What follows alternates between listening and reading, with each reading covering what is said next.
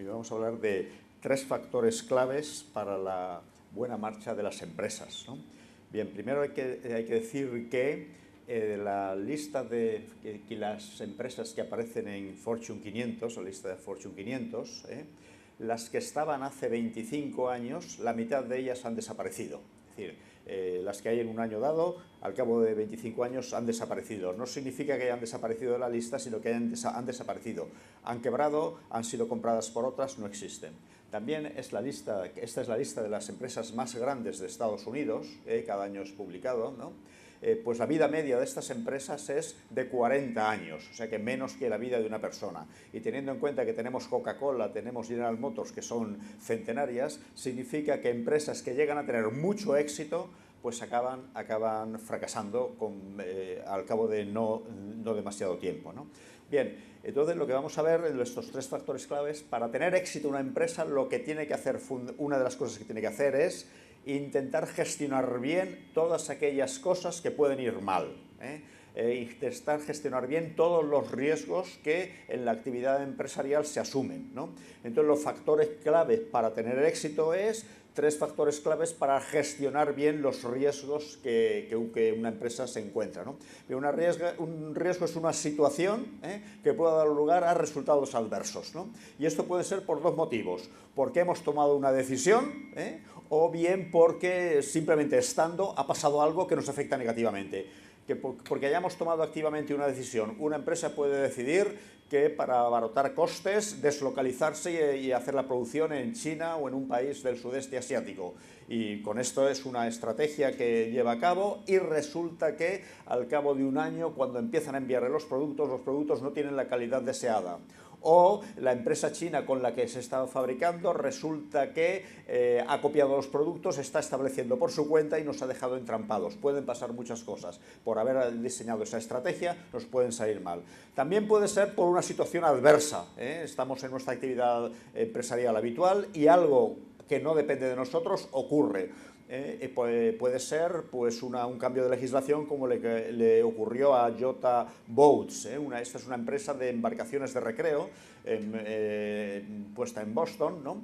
Que el distribuidor de Nueva York en el año 91 vendió 31 embarcaciones de recreo.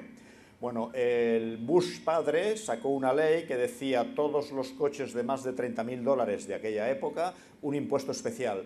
Todas las embarcaciones de más de $100.000, un impuesto especial. Bueno, hubo unos impuestos especiales para este tipo de embarcaciones y resulta que si habían vendido 31 embarcaciones el distribuidor de Nueva York en el año 91, en el 92 vendió solamente una. Es decir, no habían hecho absolutamente nada, simplemente una legislación externa a ellos, adversa, pone en alto riesgo a la empresa. Por cierto, fruto de esto desarrollaron una embarcación, luego este impuesto lo quitaron, pero desarrollaron una embarcación de menos de $100.000 y ha sido la embarcación que más han vendido en los últimos 25 o 30 años, ¿no? Bien, o sea que puede ser, las cosas pueden ir mal por una decisión que tomo, o bien pueden irme mal por precisamente algo que sin comerlo ni beberlo me ha sucedido a mí, ¿no? Bien, una cosa que hay que decir es que nunca podremos eliminar todos los riesgos. En la actividad empresarial, en la actividad humana, no pueden eliminarse todos los riesgos siempre. A un colega mío, profesor del IES, profesor de logística, no sé si fue la Corporación Metropolitana de Barcelona, que reúne a los submunicipios alrededor de la ciudad, o la Generalitat de Cataluña, no me acuerdo, pero la encargaron a ver dónde hay que poner las ambulancias para atender las posibles emergencias. Entonces este profesor preguntó: ¿cuánta gente queréis que se os muera? ¿Y qué contestaron? Ninguno. Entonces es muy sencillo, pongan una ambulancia detrás de cada ciudadano, esa es la garantía. Oiga, dígame usted qué parámetros quiere, el 90% de la población a un cuarto de hora de la ambulancia, o el 95% a 5 minutos de la ambulancia. En función de lo que usted me diga, los pondremos en un sitio o en otro, pero es imposible intentar cubrirse de todos los riesgos, porque siempre incurriremos, aunque estemos quietecitos, incurriremos en algo que nos pueda suceder mal, ¿no? Bien, entonces hay 3 tipos de riesgos. Primero son los riesgos evitables, ¿no? Riesgos evitables son aquellos que suceden porque se hace algo mal, algo se ha hecho mal y por lo tanto te expones a un riesgo que al final puedes acabar en un resultado negativo. Pues están los riesgos estratégicos. Riesgos estratégicos son aquellos riesgos que se incurren cuando perseguimos una estrategia por el potencial beneficio que nos va a dar, aunque no está exenta de posibilidad de que fracase. Sabemos que puede fracasar, pero el potencial beneficio que tiene nos compensa el riesgo que asumimos. Para eso hay que calcular, hay que calibrar el riesgo, ¿no? Y finalmente están los riesgos externos. Riesgos externos son todas aquellas circunstancias que pueden afectar a la marcha de una empresa sobre la cual no se tiene ningún control ni ninguna posibilidad de influir. Una ley que saca Bush padre que afecta a mi actividad, una subida del precio de la energía, una subida del precio del acero y yo resulta que soy un fabricante de automóviles o del aluminio. Bueno, pues todas estas cosas no tengo ninguna capacidad de influir, pero afectan a la marcha de mi empresa. ¿Riesgos evitables? Pues por hacer las cosas mal. Resulta que en el año 2010 British Petroleum en una plataforma petrolífera explotó en el Golfo de México y causó 10 muertos y un desastre ecológico espectacular, ¿no? ¿Qué pasaba? Pues resulta que esa plataforma petrolífera, el alquiler para construir los pozos de esa plataforma costaba $500,000 al día. Llevaban ya 45 días de retraso, con lo cual había que terminar el proyecto lo antes posible para desmantelar la plataforma. Había unas filtraciones de algo, unos gases o algo pequeñas que no le hicieron caso, porque corría prisa para acabar el asunto, ¿no? Entonces llegó un momento en que esas filtraciones fueron una explosión y ocurrió todo lo que ocurrió. Estos son los riesgos evitables por no hacer las cosas, seguir las medidas de seguridad que hay que seguir. Riesgos estratégicos, pues cuando uno desarrolla un fármaco por el potencial beneficio que va a dar la venta de ese fármaco, pero resulta que puede suceder que la Agencia Europea del Medicamento, la Federal Food and Drug Administration en Estados Unidos no te lo apruebe por efectos secundarios, porque al final, o simplemente al final, eso que yo pensaba que iba a curar tal enfermedad o que iba a ser buena para tal enfermedad, no lo he conseguido desarrollar o lo que fuera. He hecho unas inversiones y me han salido mal, no puedo comercializar ese producto, ¿no? O cuando uno hace una empresa de producción de películas, se pone en marcha una película. Bueno, una de las cosas más difíciles que hay que saber son las características que ha de tener una película para que tenga éxito. Y hay veces películas que tienen mucho éxito y la secuela que hacen es un fracaso total. No se sabe exactamente cuáles son las características, ¿no? Pues una empresa hace una película pensando que va a tener una buena acogida, el potencial beneficio, y al final puede suceder que sea un fracaso total, ¿no? O lo que decíamos antes, las plataformas petrolíferas. Excavo un pozo de petróleo, una zona donde las catas que he hecho me dicen que hay suficiente petróleo, pero no sabemos cuánto petróleo hay y cuán difícil es sacarlo hasta que no lo hemos sacado.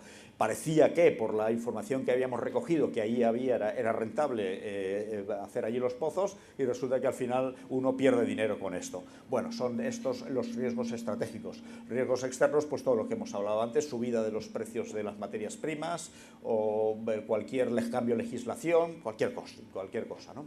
Ahora en Barcelona están cerrando muchos establecimientos muy típicos de Barcelona, una librería de hace 130 años, una cafetería de hace no sé cuánto tiempo. ¿Por qué? Porque con la ley de regularización de alquileres, lo que llevaba unos alquileres pequeños en las zonas más espectaculares de Barcelona, Paseo de Gracia, Plaza Cataluña, han subido los alquileres y ya no son rentables esas librerías, esas cafeterías. Se están cerrando muchos de estos comercios.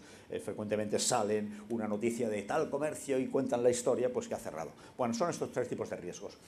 Si sabemos gestionar bien estos riesgos, la empresa irá mejor. Si los asumimos sin ton y son, pues ahí tienes posibilidades de que en un momento u otro pues tengas un fracaso. Bien, riesgos evitables. Pues primero, por muy evitables que sean, no se pueden evitar todos los riesgos evitables. ¿Por qué? Porque los riesgos evitables son, decíamos, aquellos que surgen porque hemos hecho algo mal. Hemos hecho algo mal. Y no se pueden evitar todos los riesgos evitables porque eso significaría perfección y no somos perfectos. Hay que tener en cuenta que en la actividad empresarial alguien alguna vez va a hacer algo mal, o sea que hay que estar preparados también para esto. ¿Cómo los gestionamos? Pues hay dos cosas. Aquellas cosas que son protocolizables, protocolícense y cúmplase el protocolo. Aquellas cosas que se puede decir hay que hacer este tipo de cosas, hágase, ponga su protocolo y cúmplase, ¿no?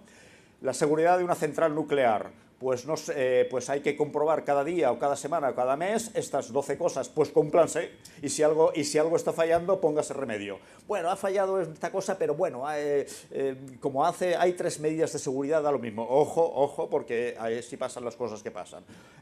Un avión que va a despegar, pues tiene que comprobar las 17 cosas el piloto que tiene que comprobar. Y no vale decir, bueno, más o menos parece que la cosa funciona. No, compruebe usted las 17 cosas, no tenga iniciativa. Lo que pasa es que en la actividad empresarial hay muchas cosas que no pueden ser protocolizables. No pueden ser, siga usted estos 10 pasos y conseguirá tener resultado. Muchas veces requieren la iniciativa de la persona que está al cargo de esto. Y surgen problemas, surgen situaciones que no está clara, habitualmente es lo que pasa, no está claro lo que hay que hacer y uno tiene que a ver qué es lo que hace. Bueno, para evitar que se cometan atrocidades, lo que hay que hacer es que en la organización tiene que tener muy clara cuál es la misión. Es decir, cuál es la necesidad que con nuestro producto o servicio pretendemos satisfacer. Y entonces, esta actividad que hago, ¿va a servir para satisfacer la necesidad que nosotros pretendemos satisfacer o no? Si no va a servir para eso, ojo, porque es meternos en cosas que nos pueden crear problemas, ¿no? O sea que hay que establecer la misión clara, qué necesidad de qué conjunto de clientes queremos satisfacer y cómo la queremos satisfacer y que esté muy presente. Y la dirección tiene que comprometerse con esa actividad. Y todo lo que es desviarse de esa actividad, ojo, que puede empezar a causar problemas, ¿no? Bien, hay que establecer guías que deben ser en términos negativos. Es decir, surgen situaciones que no se pueden predecir de antemano qué es lo que hay que hacer. Por tanto, iniciativa, pero la iniciativa que tenga usted, lo que pretenda hacer, tiene que cumplir esto, esto y esto. Si no cumple estas 3 características, ojo, porque nos puede poner en problemas. Por ejemplo, McKinsey tiene como guía clara que un consultor de McKinsey no puede hablar nada de una relación con su cliente más que con los consultores que están encargados de ese proyecto y su cliente. No puede hablar con su cónyuge. Está prohibido. ¿Por qué? Pues porque hubo una vez en Estados Unidos un consultor que filtró a un fondo de inversión una noticia de una posible fusión y el follón que se organizó fue espectacular. Pues mire, señores consultores de McKinsey, pueden hacer lo que quieran, pero lo que no pueden hacer es hablar de algo con un cliente que tengan, no pueden hablar con absolutamente nadie, ¿no? Entonces hay que establecer unas líneas rojas, ahora eso es una cosa que está en política, está muy de moda, las líneas rojas, que hoy se ponen y mañana se traspasan, son nuevas líneas rojas, ¿no? Bueno, en la empresa es decir, hace falta iniciativa, hace falta creatividad, hagan ustedes lo que haya que hacer, pero estas 3 cosas no se pueden traspasar porque ponen en riesgo a nuestra compañía. Dentro de límites del campo de juego, iniciativa y hagan ustedes lo que quieran. Para esto requiere sanciones correspondientes. El que se salta estas líneas tiene que sancionársele adecuadamente. Porque si yo cumplo estas pequeñas negaciones, opero dentro de este ámbito, no pasa nada. Y si me salgo de este ámbito, traspaso estas líneas rojas, tampoco pasa nada, esto es papel mojado. Y para ello requiere fundamentalmente ejemplaridad de la dirección. Si el alcalde corta pinos, ¿qué no harán los vecinos? O sea que la dirección tiene que ser ejemplar en cumplir todas estas cosas, estas líneas. Y si alguien se las salta, pues una sanción potente, ¿no? Porque puede poner seriamente en riesgo pues a la empresa para hacer algo. General Motors estuvo un año a punto de perder el contrato con el Departamento de Defensa de los Estados Unidos. El Departamento de Defensa contrata al año, hace unos 8 años pasó esto, contrata $5.000 millones a General Motors, no, General Electric, que hace motores y estas cosas, ¿no? Pues 5.000 millones, estuvo a punto de perderlos. ¿Por qué? Porque General Electric ofrece 2 tipos de contratos. Uno que es el coste de lo que usted me contrata más un porcentaje que será mi beneficio, y otro es, mire, coste cerrado, yo ya me apañaré, precio cerrado, ya me apañaré para que el coste sea más bajo y ese será mi beneficio. Resulta que en una serie de contratos para el Ministerio de Defensa, pasaron unos costes del contrato fijo a costes del contrato variable. Los costes del contrato variable aumentaron, el margen aumentó y el margen de los de contrato fijo pues también aumentó. Cuando se enteraron los del Departamento de Defensa, estuvieron a punto de cancelar cambiar de proveedor y estuvo a punto de ponerse en serios riesgos a General Electric, ¿no? Al final la cosa acabó bien, pero son riesgos, son por haber hecho algo mal, ¿eh? Por lo tanto hay que poner los medios para evitar que se hagan las cosas mal, sabiendo que no se puede evitar todo, ¿eh? Siempre habrá alguien que haga algo mal, ¿no? Pero lo que sea protocolizable, protocolícese, lo que no sea protocolizable, pónganse unas líneas que no se pueden traspasar. Estas líneas tienen que ser en términos negativos, lo que no puede ser, lo que no se puede hacer. Se puede hacer todo, menos esto, esto y esto, porque si se hacen estas cosas, incurrimos en grandes riesgos. Estos son como los mandamientos. Se puede hacer todo, menos usted no mate, usted no robe, usted no engañe, etc. Pero se puede hacer el resto de cosas, se pueden hacer. Libertad absoluta. Bueno, esto es gestión de riesgos evitables. Gestión de riesgos estratégicos. Bueno, primero, tener en cuenta que a la hora de diagnosticar riesgos estratégicos, recuerdo que son aquellas oportunidades que perseguimos por el potencial beneficio que nos van a dar, pero que no están exentas y lo sabemos de antemano que puedan fracasar. Pero sin embargo, calibramos el beneficio y el potencial fracaso y compensa y tiramos para adelante, ¿no? Bueno, primero tener en cuenta una serie de limitaciones cognitivas que tenemos nosotros a la hora de calibrar las cosas. De esto no voy a hablar porque sería toda una conferencia que quizá el año que viene, si me vuelven a invitar aquí, podremos hablar, ¿no? Limitaciones cognitivas que significa, oye, que damos mucho peso a las consecuencias a corto plazo de nuestras decisiones y muy poco peso a las consecuencias a largo plazo, que las consecuencias negativas tienen un impacto subjetivo muy potente y por tanto para cubrirnos de este estrés nos tapamos los ojos y no los vemos. Bueno, tener en cuenta todo este tipo de cosas, pero bueno, no quiero extenderme en esto, ¿no? Después están los mapas de riesgos. Oye, en distintas situaciones o distintas alternativas que vamos a escoger, qué impacto tienen, pequeño, moderado, grande, y cuál es la probabilidad de que suceda esta cosa negativa, ¿no? Y entonces pues ahí lo situamos. Hombre, si es un impacto pequeño y probabilidad, gran probabilidad, es una cosa que te va a suceder muchas veces, por lo tanto lo que tienes que tener es ya trabajado qué vas a hacer cuando pase esto. Que ese impacto grande y probabilidad grande, pues quizá lo mejor es no perseguir esa alternativa porque te vas a meter en un berenjenal potente, ¿no?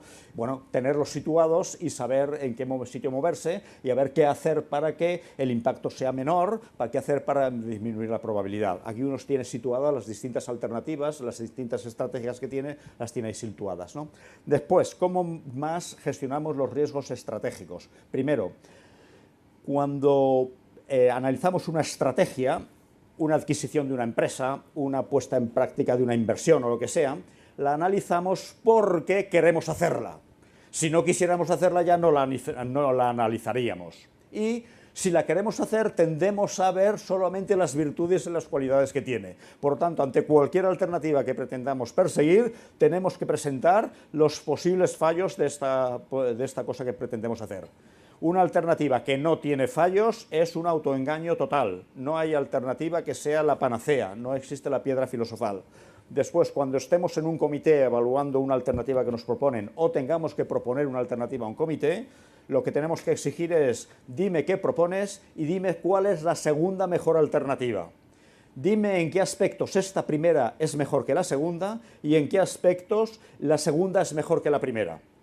Porque una alternativa que es mejor en todas las dimensiones que las demás alternativas suele ser también un autoengaño. Mira, esta que propongo es mejor por estas razones, pero la segunda mejor es esta otra, que es mejor por estas otras razones. Sin embargo, yo pienso que es mejor hacer la primera que la segunda. Se puede hacer un debate inteligente y llegar a la conclusión que efectivamente es la primera, o quizá, después del análisis y el debate, mejor la segunda. Pero ojo con analizar una sola alternativa. Lo peor que le puede pasar a una empresa, a una persona, es tener solo una alternativa, porque la va a seguir necesariamente. Analícese cuál es la segunda mejor, ¿no? Y después, cuando ya hemos decidido por una alternativa, hay que asignar recursos para las posibles contingencias. ¿Por qué? Porque una alternativa tiene riesgos y a veces puedes fracasar a la primera o puede torcerse alguna cosa y como no tengamos asignados recursos para esa eventualidad, pues acabará fracasando totalmente. Esto lo que facilita es que aflorar los riesgos posibles, porque sé que si elegimos esta, A más riesgo, más recursos tendremos para posibles contingencias. Y eso facilita, bueno, si explico que puede fallar por esto y por esto, y a pesar de esto lo hacemos, tendremos unos recursos por si fallan esto y en esto para afrontarlos. O sea que no autoengañarse, que son una de las limitaciones cognitivas de las que hablaban al principio. Uno se enamora de un plan de acción y ya se cree que esto va a ser el éxito y la panacea. Y por eso muchas veces fracasan las estrategias que nos planteamos, porque nos hemos autoengañado. ¿Qué más cosas? Miro el reloj porque no quiero excederme, ¿no? Tenemos tres tipos de riesgos, los evitables, los estratégicos y los externos. Vamos por el de los estratégicos. Hacer el pre-mortem análisis. Es una cosa, yo diría que algo novedosa y que no se hace. Algunas empresas hacen el post-mortem análisis. Después de llevar a cabo una estrategia y esa estrategia ha fallado, normalmente las empresas lo que hacen es a otra cosa mariposa, hay que ir a por otra que vaya bien, punto pelota, ¿no? Algunas empresas lo que dicen, ¿por qué ha fallado? Vamos a hacer un análisis para no volver a cometer los mismos errores. Bien, pues hay una estrategia mejor, que es el pre-mortem análisis. Yo voy a perseguir este plan de acción, esta inversión, esta fusión, lo que sea. Me sitúo ahora, antes de llevarla a cabo, en 2 años adelante o en 3 años adelante, dependiendo del timing de la decisión. Y me imagino que ha sido un fracaso espectacular. Entonces, ¿por qué ha sido un fracaso espectacular? Y empezar a sacar razones por las cuales puede fracasar. Entonces, si pasa esto, lo que tendríamos que hacer es esto. Para que no pase esto, tenemos que cubrirnos de esta manera. Si pasa esto, no podremos cubrirnos, pero podremos mitigar el impacto de esta manera. O eventualmente decir, uy, con todas estas cosas que pueden pasar, mejor no perseguir esta estrategia. De esta manera, si haces el pre-mortem análisis, tu estrategia está más robusta y más preparada para posibles contingencias negativas, ¿no? Y esto pasa por una cosa, porque los humanos somos muy malos para imaginar y muy buenos para explicar. Cuando diseñamos una estrategia, solo somos capaces de imaginar el futuro que queremos que sea. Nos imaginamos lo que pretendemos perseguir con esa estrategia y todo es un mundo de rosas. En cambio, somos muy buenos para explicar. En cuanto nos han dicho, oye, nos situamos en 3 años por delante, esta estrategia ha fracasado, entonces se nos ocurren montones de razones por las cuales se ha podido fracasar. Es decir, somos buenos a la hora de explicar. Aprovechemos esta bondad que tenemos para imaginarnos antes el fracaso y encontrar todas las razones y que nuestra decisión sea más robusta y incurra en menos riesgos, ¿no? Luego está el análisis de escenarios, que es, la figura del abogado del diablo.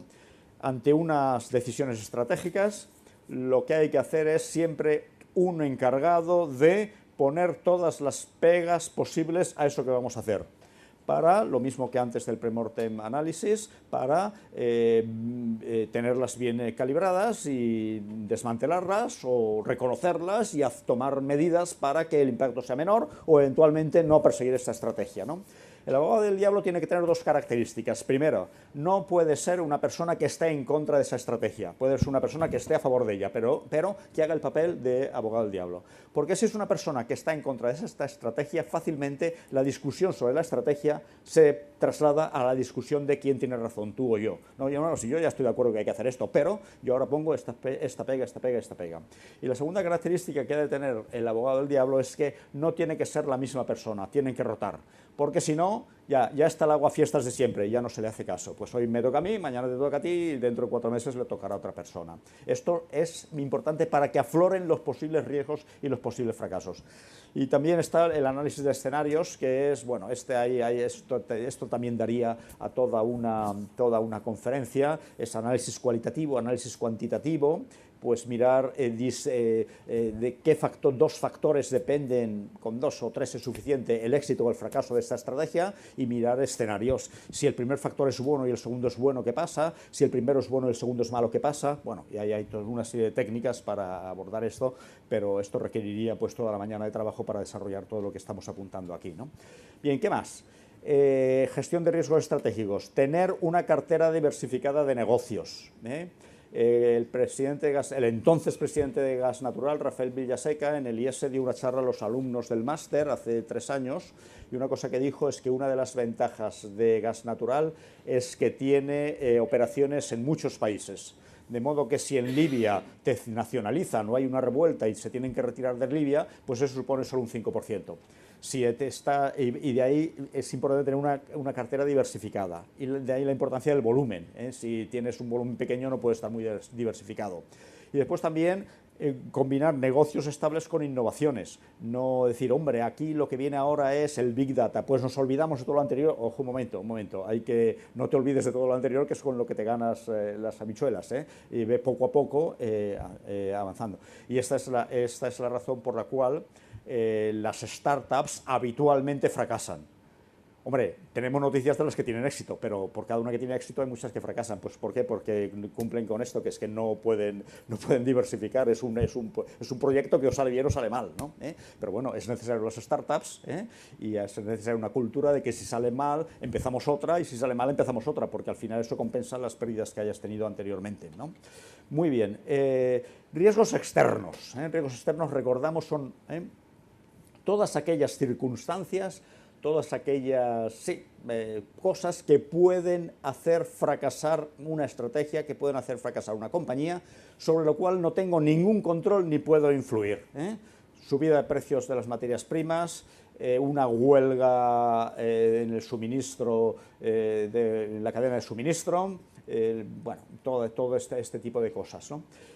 Un cambio de legislación, como hablábamos antes, ¿no? Pues los mismos mecanismos que hablábamos antes sirven para gestionar este tipo de riesgos. Después, no se pueden conocer ni prever todas las causas que pueden poner en riesgo mi compañía, porque son muchísimas, pero no es necesario conocer, basta con saber las consecuencias. Oye, ¿qué pasa si las ventas me caen un 40%?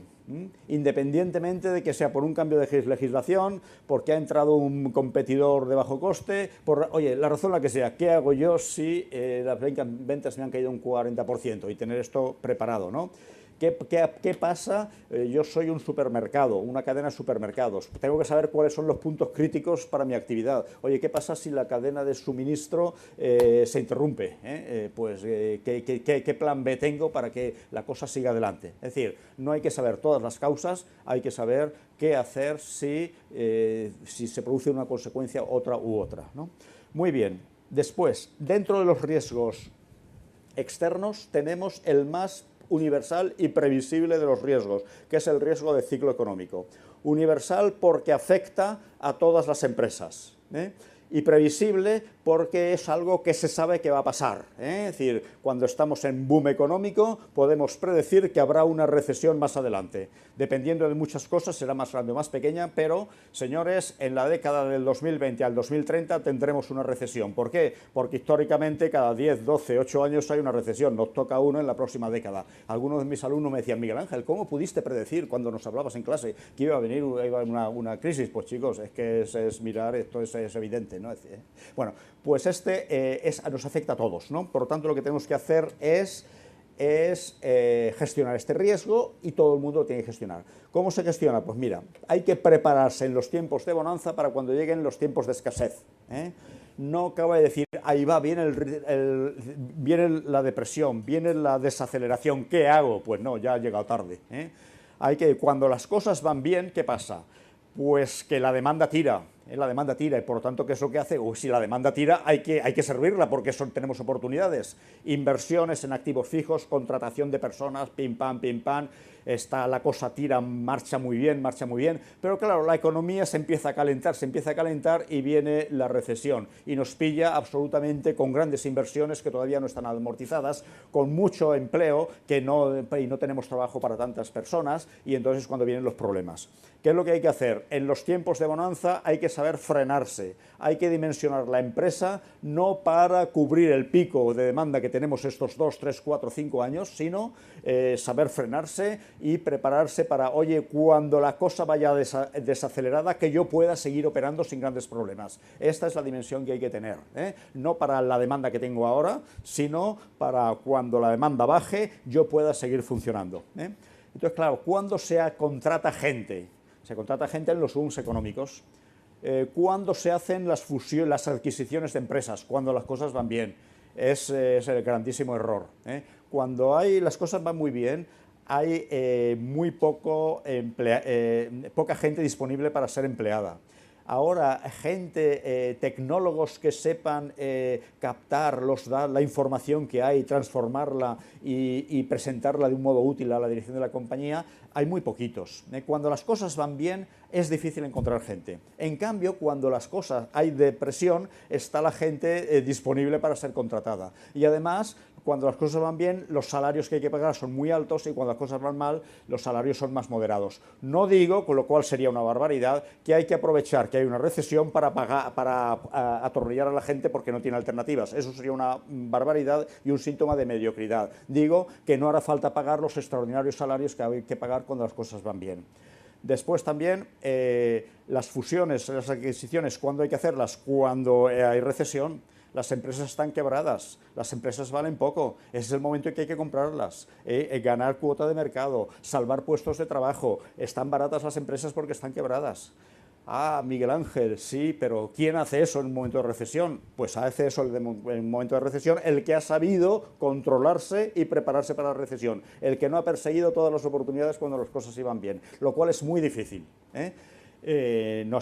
todo el mundo ha perseguido todas las oportunidades, viene la recesión, todo el mundo quebrado, llegas tú, que has sido más moderado, no te han ido las cosas tan bien, te han llamado tonto porque no sé qué decir, pero ahora te haces con todo el mercado. O sea que, ojo, porque habrá una recesión más o menos grande en el futuro, sí que la habrá, hay que estar preparados, ojo, no persigamos todas las oportunidades, ¿no? Bien, aquí es un gráfico que me gusta poner y he puesto en muchas de mis charlas.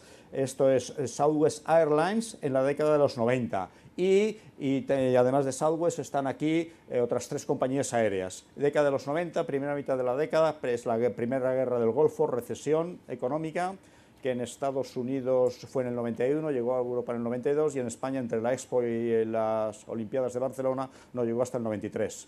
Todas las aerolíneas quebradas, las ventas, esto es ventas, beneficio como porcentaje de las ventas, todas perdiendo dinero. Southwest Airlines ganaba. Segunda mitad de la década, ya se acabó la recesión, la guerra del Golfo nos hemos olvidado, todas las aerolíneas ganaban dinero, Southwest también ganaba. Aquí, ¿qué pasa? Cuando las cosas iban mal, cuando la economía iba mal, las aerolíneas perdían dinero. Iban mal. Cuando la economía va bien, las aerolíneas van bien. ¿Quién dirige las aerolíneas? Pues la economía. Entonces los directivos de las aerolíneas, ¿para qué están? En cambio Southwest, cuando las cosas iban mal, Southwest va bien. Cuando las cosas van bien, Southwest también va bien. ¿Quién dirige a Southwest? Pues la dirección de la empresa. Una de las actividades de la dirección de la empresa está en aislar a tu empresa del ciclo económico e intentar que le afecte lo menos posible. Y para eso lo que decíamos antes de no pretender rebuscar todas las oportunidades. Esto me lo salto. Esto, ventas de Gap. Gap, la cadena de tiendas de ropa, ¿no? Este es el PIB norteamericano, la línea gruesa, y estas son las ventas de Gap. Pues las ventas de Gap siguen el PIB norteamericano. Señores de Gap, hagan algo para aislar, no lo sé, ustedes saben de su negocio, de su sector, qué pueden hacer para aislarlo del PIB, porque si no, la marcha de su compañía va a depender de la marcha de la economía global. ¿Para qué está usted? Muy bien, entonces ya terminando, recordar una cosa, que la mitad de las empresas de Fortune 500 de hace 25 años no existen hoy, y las de hace 50 años, la mitad de ellas no existían ya hace 25 años. O sea que, ojo, porque hay fracasos. Y fracasos porque precisamente alguno de estos errores, alguno de estos riesgos que se ha incurrido, pues han tocado un modo potente. Pues también la probabilidad de sufrir una crisis importante en los próximos 6 meses es muy pequeña. Pero la probabilidad de sufrir una crisis importante en los próximos 10 años es muy, muy, muy grande, con lo cual hay que prepararse para la crisis y no hay que esperar a que venga y entonces, ¿qué es lo que hago? Porque entonces te armas tienes el problema encima y no estás en las mejores condiciones para pensar, sino sabiendo que te va a venir una crisis, que puede ser de comunicación, de caídas de ventas, de no sé qué, estar preparado a ver qué es lo que voy a hacer, ¿no? Y por supuesto, gestionar tener en cuenta todas las cosas que hemos hablado para intentar minimizar el impacto de las posibles cosas negativas. Más cosas. Claro, yo comparo esto de perseguir unas estrategias y cubrirte de los riesgos a un partido de fútbol. A un partido de fútbol, ¿qué hay que hacer? Hay que meter goles, ¿verdad? Pero si metes 10 goles y te meten 11, has perdido el partido. O sea, que hay que conseguir cosas, por supuesto, hay que tener estrategias, pero también hay que cubrirse de los posibles fallos. O sea, que ojo, que un dólar que no he perdido vale lo mismo que un dólar que he ganado. O sea, que, y resulta que, claro, no se presta atención a esto. ¿Por qué? Porque si yo me intento cubrir de los riesgos, esto tiene un coste. Y el beneficio no se ve, porque como me he cubierto, no se ha cumplido la cosa, no ha explotado mi plataforma petrolífera, porque he puesto los medios. El beneficio no se ve. El coste es fijo y ahora. El beneficio es posible, futuro, y a lo mejor ni me entero que he tenido ese beneficio. Nadie presta atención por evitar que algo llegue a pasar. No sé si os acordaréis, yo cuando pregunto esto me levantan la mano 1 de cada 30 personas. Cuando hubo un año en que, lo cuenta Felipe González en sus memorias, en un desfile militar de la Pascua Militar, no sé qué era, el que hay en mayo, a finales de mayo todos los años, ¿no? Pues ETA había, no sé si ETA o qué grupo terrorista había puesto una bomba en la tribuna donde iba a estar la familia real y medio gobierno. La descubrieron esta bomba el día anterior. ¿Alguien se acuerda de esto? Nadie se acuerda, ¿verdad? No hay aquí 50 personas para que haya uno que se acuerda. Siempre hay uno o dos que se acuerdan, ¿no? Nadie nos acordamos de esto. Imaginaos que no hubieran descubierto esta bomba, que hubiera explotado, se hubiera llevado por delante medio gobierno de la familia real. ¿Lo conoceríamos? Sí, ¿verdad? ¿Alguien se acordaría si hubieran sido capaces de abortar el atentado terrorista de Nueva York del 11 de septiembre? Si hubieran sido capaces de abortarlo, ¿alguien se acordaría? Nadie se acordaría. Y como pasó, nos acordamos todos. O sea que no se gana crédito por evitar cosas que pasen. Oye, estamos poniendo demasiados recursos para evitar esto. Oye, hay que limpiar recursos. Limpia los recursos. Mira, a mí me ha pasado una cosa, que es que realmente debo ser tonto. Porque en los últimos muchos años no he tenido ningún accidente ni ningún trastazo con el coche. Y año tras año me cumplo el seguro, yo soy tonto, ¿verdad? Espera un día no comprártelo y ese año te tocará esto, ¿no? O sea que, ojo, esto hay que hacerlo, ¿no?